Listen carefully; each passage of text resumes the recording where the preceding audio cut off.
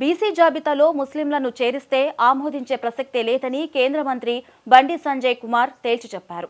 మతపరమైన రిజర్వేషన్లకు బీజేపీ వ్యతిరేకమని, ఈ విషయం తెలిసి కూడా కేంద్ర ప్రభుత్వంపై నెట్టాలనుకోవడం రేవంత్ ప్రభుత్వ మూర్ఖత్వమని బండి సంజయ్ అన్నారు.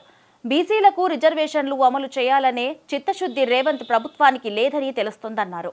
బీసీలో ముస్లింలను చేర్చడం వల్ల బీసీలకు దక్కాల్సిన రిజర్వేషన్లు దక్కకుండా పోతాయని బండి సంజయ్ చెప్పారు.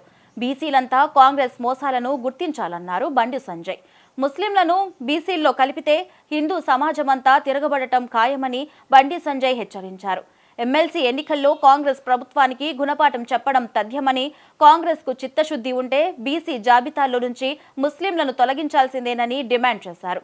ఎన్నికల హామీ మేరకు బీసీలకు 42% రిజర్వేషన్లను అమలు చేయాల్సిందేనని తేల్చి చెప్పారు. రేవంత్ రెడ్డి ఇచ్చిన మాట తప్పుతూ బీసీలను నిండా ముంచుతున్నారని మండిపడ్డారు.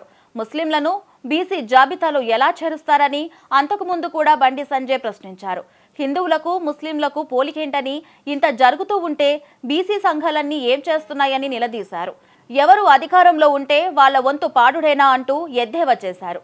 గత జీహెచ్ఎంసీ ఎన్నికలప్పుడు బీసీ స్థానాల్లో ముస్లింలు పోటీ చేయడంతో బీసీలకు అన్యాయం జరిగిందని అన్నారు.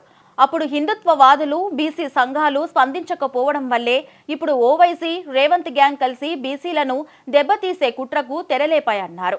ఇదే పరిస్థితి కొనసాగితే రాష్ట్రంలోని మారుమూల ప్రాంతాల్లోనూ ముస్లింలు పోటీ చేస్తారని, వాళ్ళ ఆధిపత్యమే కొనసాగుతుందని అన్నారు. బీసీలతో పాటు హిందువులంతా ఏకమై కాంగ్రెస్కు గుణపాఠం చెప్పాలని బండి సంజయ్ పిలుపునిచ్చారు.